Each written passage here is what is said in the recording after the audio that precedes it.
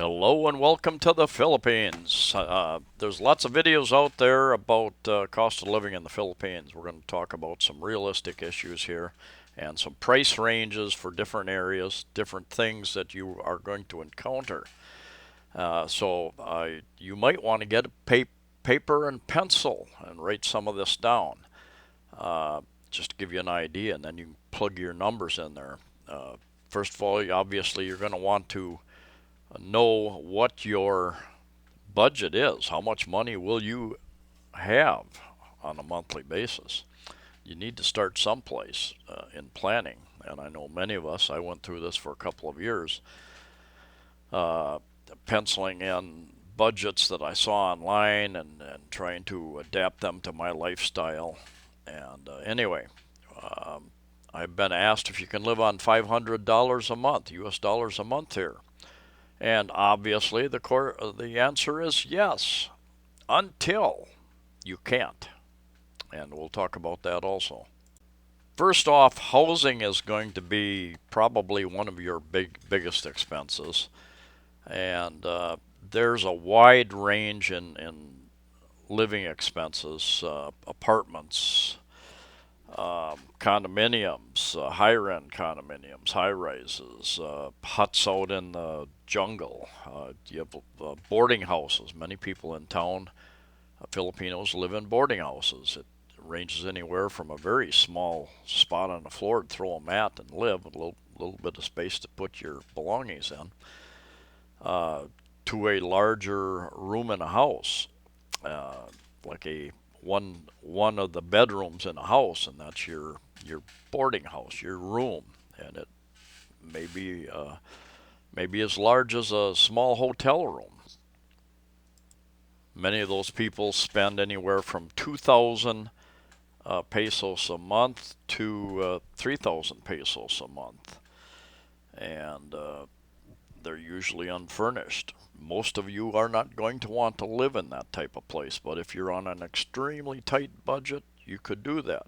If you're living in the city, this is some idea. This is in Cebu City near IT Park. What's available? Unfurnished room for rent, and I have no idea how big that room is. They have office space at 400 square feet. I'm sure that room for rent is not. It's probably more like 100 to 250 square feet, if that. And they have furnished rooms and unfurnished for 5,000 pesos is about 100 US dollars. The going rate for pesos to the dollar right now is about 53.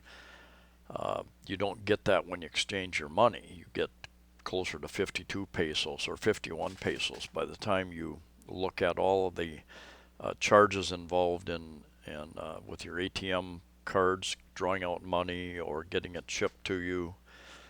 Uh, so anyway, I just rounded off to 50 pesos to the US dollar. It was 45.5 when I came here. So 50 pesos to the dollar is a good number to work with. Safe. If you're living in a country where there aren't many foreigners who've driven up prices yet, you might be able to find a house for rent for 5,000 pesos, $100, or even a little less.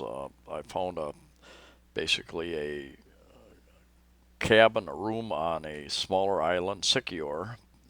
It was a resort, but they rent them out by the month for 3,500 pesos. Uh, so those are options. If you live in a city like Cebu City, Manila, Iloilo City, you're probably going to be looking at more like 12,000 to 15,000 pesos. 15,000 pesos is about 300 US dollars. Um, you can find cheaper places. It's best to have a Filipino ask people. A lot of people don't advertise on the internet or in newspapers. Go out, walk the streets, find an area you might be interested in. You will find signs like this out on the street corners, and ask people. Everybody knows somebody who has a rental available, so just look at that. I live in a high-rise condo. I pay about 16,000 pesos a month for my studio condo, and uh, my total expenses come to usually 20,000 to 22,000 pesos a week, or per month, I mean, for my electric, my cable, television, my internet, and my rent. If you want a nicer place with amenities, with a pool, with a gym, uh, security, 24-hour security, a one bedroom, a two bedroom, your prices are going to go up. Uh, Many one bedrooms here go from anywhere from 20,000 pesos to 30,000 pesos, depending upon how nice the condominium is. And also the house, how big it is, how well furnished it is. 20,000 pesos is about 400 US dollars. I've spent about 3 years now in the Philippines, and I do have contacts with a couple of real estate agents that know the area pretty well. If you want some advice there, I'm willing to pass those names along. Keep in mind, and they've told me, they'll tell you very quickly. If you want a really nice one bedroom condominium or house for rent, but you only want to pay 15,000 pesos a month, don't waste their time, because they're busy people. They work on commission, and they aren't going to spend all their time looking for something that is almost impossible to find these days. If you have decided on an area of the Philippines, a city, a province, a country area that you want to live, I would suggest you go online and do searches in that area. Now, there is a lot of places for rent that never make it to the internet, but that will give you some idea of the prices in the area. Write down a number that you would like to spend, write down the highest number that you're willing to spend, and start searching around those numbers. Food costs can be one of your big expenses. I average a little under 300 US dollars a month, about 15,000 pesos, 13 to 15,000 pesos a month. And I eat a lot of imported goods. I go to like SR, which is based upon very similar to Costco in the USA and other countries, and I buy a fair amount of imported type things.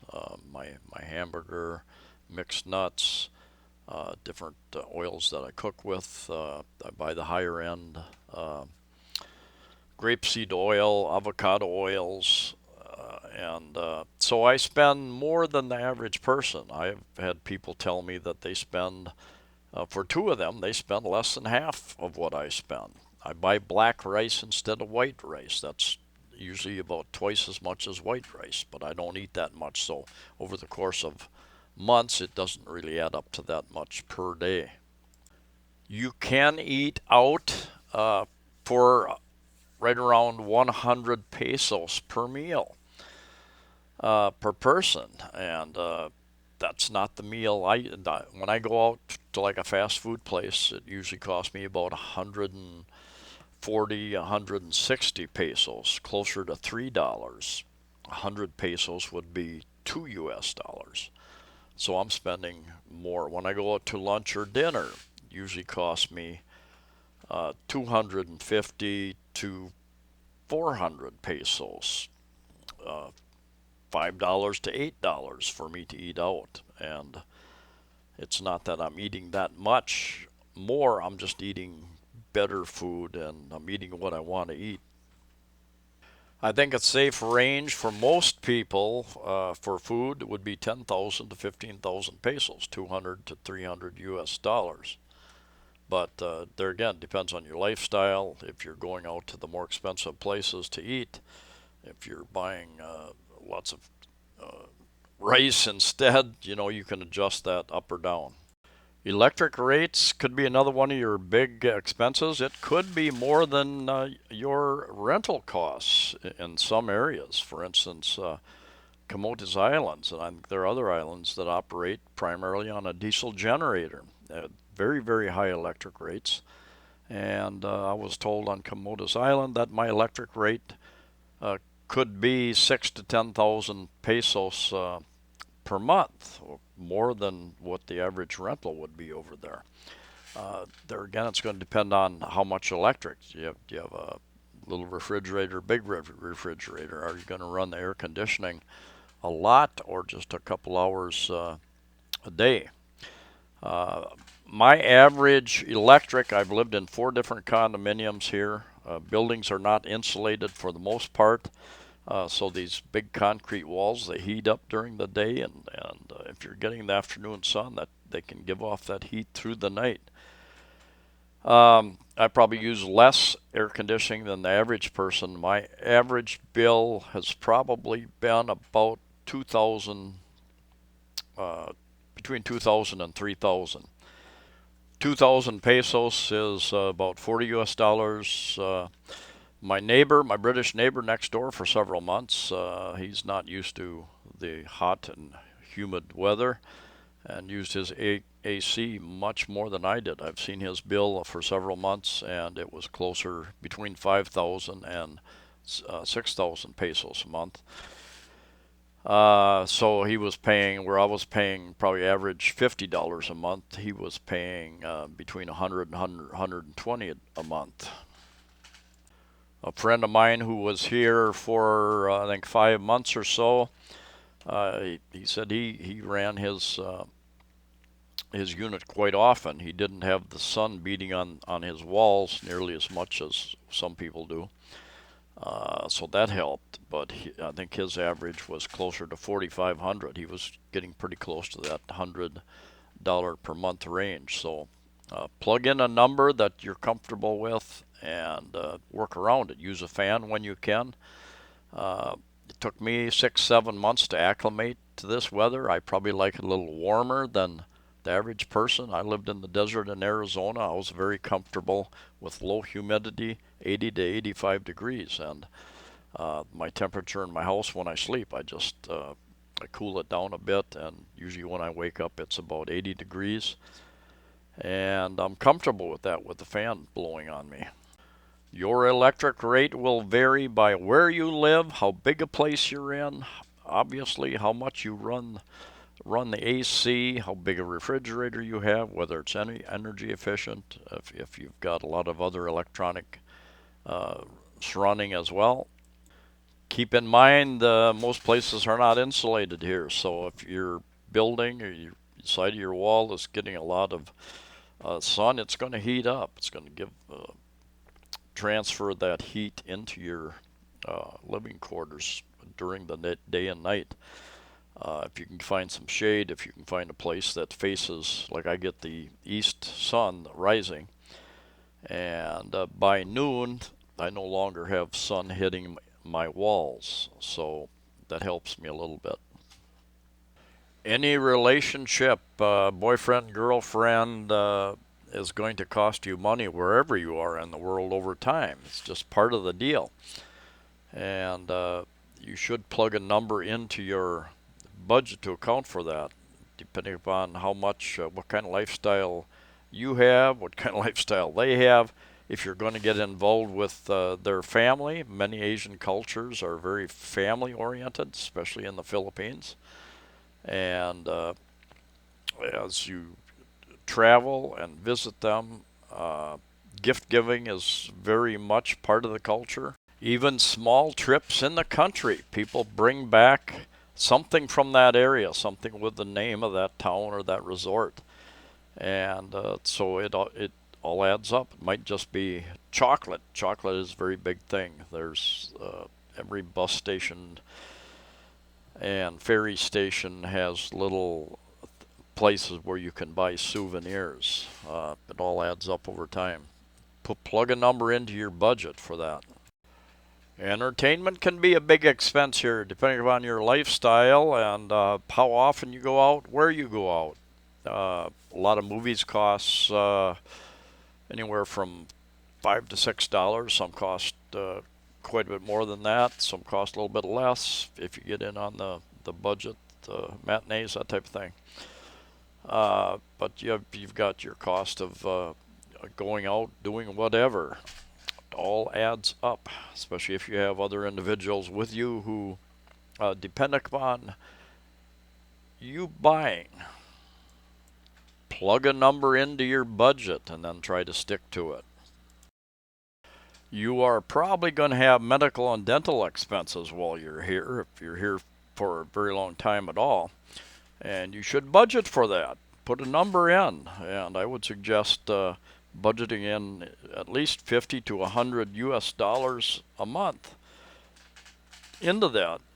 And I've got a friend in the hospital right now. He's just got back over here on, I think, the second or third time. And shortly after arriving, he came down with pneumonia here. And a Filipino friend took him to one of the least expensive private hospitals.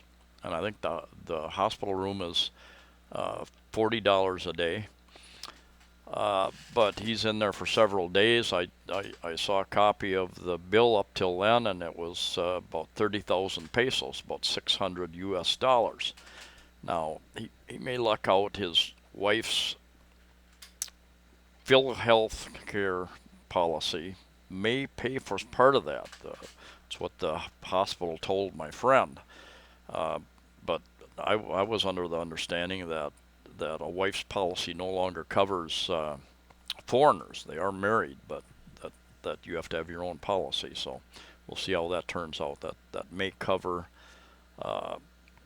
30 to 40% of that. Still, you should have, generally they want to get paid. In fact, they always want to get paid before you leave the hospital. And so you should have cash and or credit card with credit available on it. And if you don't have those kind of things, you probably shouldn't be in a foreign country. Some of the over-the-counter drugs that you might want to buy are not that inexpensive. In fact, they're rather expensive. You can find the generics for several of them, and they vary in quality, I think. But anyway, it's going to add up if you're buying over the counter. I suggest you bring as much of that as you can with you from the States or wherever you're coming from. Immigration expenses vary by country, and I'm in the Philippines. I go to renew my tourist visa every 2 months. I can renew it at 6 months, but I do choose to do it at 2 months. Costs me averages about 30 US dollars per month, or about 3,000 pesos. Actually, it's 2,930 pesos. Now that does not include my trip over in a taxi and trip back in a taxi. So that usually adds a couple hundred more pesos, a few more dollars. If you live away from an immigration office, it's going to cost you more. If you need to fly into a city where there's an immigration office, or take a ferry or whatever, you can add several hundred more pesos, or even a couple thousand pesos to fly into a city. Transportation is relatively inexpensive here in the Philippines in general. I can go almost any place in the Cebu City area for less than 200 pesos, which would be 4 US dollars. But if you're flying, if you're taking taxis often, it's going to add up over time. If you choose to use the tricycles, hubble, and or the jeepneys, it's much less expensive, 7 to 8 pesos per trip, oftentimes. The price of ferries with so many islands, you will probably end up taking a ferry at some point in time. Ferry ride can go anywhere from a couple hundred pesos to 1,000 pesos or more, depending upon if you're going to go business class, air conditioned. Traveling, and then when you get to the resort sightseeing, just going to different places, do different things, it all costs money. I budget 100 US dollars a month for that. Some months I don't use any. Other months I use twice that amount. So you should plug something like that into your budget, or you're going to be surprised. Different people I've talked to, it's like, Everything is so cheap, but where's my money going to? Internet, cellular service, cable television, if you want any and all of them, that will cost you if it's not included. Some of it might be included in your rental package, but very likely not in many cases.